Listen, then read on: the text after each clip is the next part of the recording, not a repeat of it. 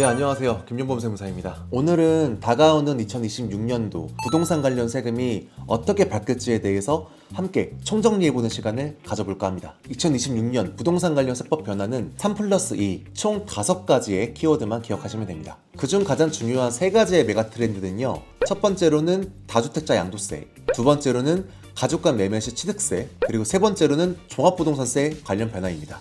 나머지 2가지 키워드는 영상 후단에 집약적으로 준비했습니다. 그럼 바로 시작합니다. 26년 변화되는 세법 첫 번째 메가 트렌드, 가장 관심 많고 궁금해하신 부분일 텐데요. 바로 다주택자 양도세 중과 적용 부활입니다. 윤석열 정권에서 이 다주택자 양도세 중과 적용을 매년 1년씩 유예해 주던 것이 이제 끝나게 되고요. 26년 5월 10일부터는 예전 문재인 정권 때와 마찬가지로 이 다주택자가 이 조정 대상 지역 내에 있는 주택을 매각을 할 때 2주택자 기준으로 20%, 3주택자 이상부터는 30%의 세율이 이 기본 세율에 추가로 중과되게 됩니다.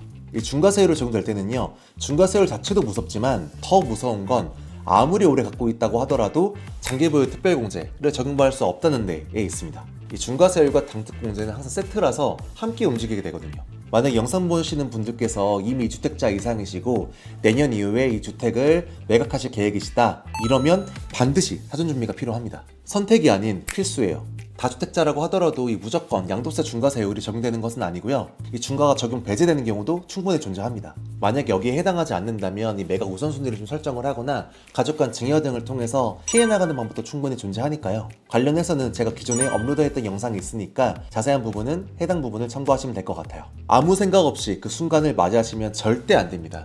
모든 의사결정은 내가 통제할 수 있게 반드시 기억하세요. 두 번째 메가 트렌드입니다. 만약에 새해에 가족 간 매매를 준비하시는 분들이라면 가장 충격적인 세법 변화인데요. 바로 가족 간 저가 매매 시 취득세가 최대 12배 중과 폭탄을 적용받게 된다는 점입니다. 지금은 가족 간 매매 시 대가 지급과 소득 입증만 되면 전부 유산 취득으로 봐서 취득세율이 1.1%에서 3.3%만 적용이 됐었습니다. 그런데 이게 26년도부터는 이 시가와 매매 금액이 30% 이상 차이가 나게 되면 전액 증여 행위로 간주가 돼서요. 최대 12.4%의 취득세율이 적용이 됩니다. 10배 이상 늘어나게 되는 거죠. 물론 이 전액 증여로 본다는 점은 취득세에서만 그렇다는 거지 양도 증여랑은 무관하다는 점 기억하세요. 그렇다면 적용 시점은 언제부터일까요? 당장 26년 1월 1일 거래분부터 적용하게 됩니다. 물론 소재지가 이 조정 대상 지역 내에 있는 이 주택이 적용 대상이고 양도자인 부모님 주택수가 2개 이상일 때이고요. 만일 규제 지역 내에 있는 물건이 아니거나 이 부모님 주택수가 이 물건 딱 하나밖에 없는 경우라면 이 증여로 간주돼서 증여취득세율이 적용되더라도 전혀 걱정하실 건 없으세요. 증여로 본다고 하더라도 취득세율은 12.4% 적용되지 않고요. 3.8% 단일세율이 적용되기 때문입니다. 만약에 새해에 가족 간 매매를 계획하고 계신 분들이 계시다면 반드시 사전 준비는 필요하다고 봅니다. 무조건 취득세가 중과폭탄이 나오는 건 아니기 때문이에요. 여전히 기본세법을 적용할 수도 있고요. 이 개정 규정에 따라서 증여로 봐서 증여취득세율을 적용된다고 하더라도 이 증여취득세 중과를 피할 수 있는 여러 가지 방법도 동시에 존재합니다. 이번 취득세 개편안은 상황에 따라서는 최악의 도구로 적용을 하지만 잘 따져보면 오히려 기회로 적용할 수 있는 여지도 충분히 존재한다는 점 기억해주세요. 해당 주제도 기존 영상에 업로드 해놨으니까요. 자세한 내용은 참고해주시면 좋을 것 같습니다. 세 번째 메가 트렌드, 바로 종부세 폭탄 재현입니다. 현재까지는 이 종부세 개편화에 대한 확정된 법령 소식은 없거든요. 그러나 저희가 26년도를 주목해야 되는 이유는 따로 있죠. 바로 6월 달에 예정된 지방선거입니다. 지방선거는 이 정권에 대한 중간 성적표이기 때문에 이 선거 전후로 경기 부양이나 복지 재원을 마련하기 위해서 이 보유세 인상카드가 다시 테이블 위로 올라갈 가능성이 매우 높아지고요. 그리고 만약에 이번 지방선거 결과 민주당이 압승하게 된다면요, 이 이재명 정권과 민주당은 이 수권당으로서의 자신감을 기반으로 이 종부세 입법 자체를 개편할 가능성을 배제할 수가 없어요. 이 종부세 관련해 가지고는 사실 가장 무서운 게 뭔지 아시나요? 굳이 복잡한 입법 개정 따위 필요 없다는 점입니다. 국회에서 굳이 여야가 막 싸우면서 입법 개정을 하지 않더라도요, 이 정부에서 마음만 먹고 이 2가지 레버를 당기기만 하잖아요. 세금은 수직 상승하게 되거든요. 첫 번째, 공시가격을 현실화하는 것. 그리고 두 번째는 전 정권에서 60%로 꾹 눌러놓은 이 공정시장가액 비율을요, 만약에 10%만 올린다고 하면 우리가 내야 될 이 실질적인 세금 부담은 엄청나게 불어나게 됩니다.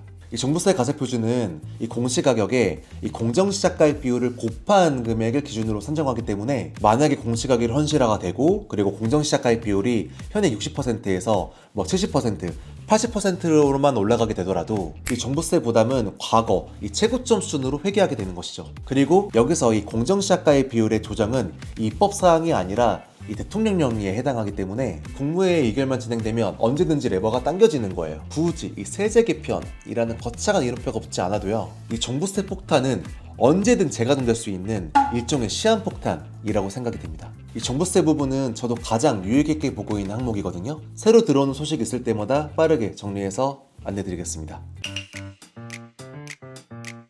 세 가지 메인 키워드에 이어서 마지막 플러스 2 메가 트렌드입니다. 어쩌면 올해 많은 분들이 가장 손꼽아서 기다려왔던 소식일 텐데 결론부터 말씀드리면 이 절반의 아쉬움과 이 절반의 기회가 섞여 있습니다. 절반의 아쉬움은 상속세 개편의 불발이고요. 또 절반의 기회는 국세청 감정평가 예산의 삭감 소식입니다. 먼저 많은 분들이 실망하셨을 소식입니다. 모두의 기대를 모았던 이 상속세 일괄공제 그리고 배우자 공제의 상향안이요 최종적으로 입법 불발되었습니다. 그럼에도 불구하고요, 이 정치권과 정부 모두 이 부동산 가격이 폭등으로 중산층까지도 상속세 부담이 너무 커지는 이런 세제의 역설은 충분히 인지하고 있습니다. 25년도 하반기 국회 논의 과정에서 최종적으로 합의에 이르지는 못했지만요, 26년 이 지방선거를 앞두고요, 표심을 의식한 재추진 가능성이 매우 높습니다. 이번 상속세 개편 불발은 이 영구적 폐기라기보다는 이 시기의 조정이라는 성격으로 봐야 될 것 같아요. 내년 상반기에는 이 개편안 다시 나오게 될 거예요. 같이 기다려보시면 좋을 것 같습니다. 마지막 주제인데요. 바로 국세청의 감정평가 사업 예산이 대폭 삭감되었다는 점입니다. 25년도에는 그 전년 대비해서 거의 2배 가까이 예산이 증액되면서 거의 96억 원의 예산이 배정이 되었었는데요. 26년도에는 여기서 30%가 감액이 되어서 약 67억 원의 예산이 배정이 됩니다. 이에 따라 상속 증여 시 이 공시가격을 활용할 수 있는 이 마진과 여유 캡이 그 전에 비해서는 이 숨통 튈 공간이 다소 넓어질 것으로 기대가 됩니다. 많은 분들이 이제 공시가격을 활용한 상속 증여는 이제 아예 못한다고 생각하시는데요. 아닙니다. 여전히 충분히 활용할 수가 있어요. 재개발 예정지라든지 뭐 다가구 또는 뭐 일반 주택, 특정 공시가격 이하 물건, 그리고 가족간 교환 매매 등등 아직도 이 활용할 수 있는 공간은 여전히 많이 남아 있습니다. 다만 이제 이 특정 금액 기준을 넘어가게 되면 이 국세청 직권감정평가 가능성이 있으니까요. 담당 세무사님과 좀 신중을 기할 필요는 있을 것 같습니다. 저도 이제 관련된 업무를 많이 진행을 하면서 뭐 어떤 거는 국세청 감정이 나오고 또 어떤 거는 공시가격이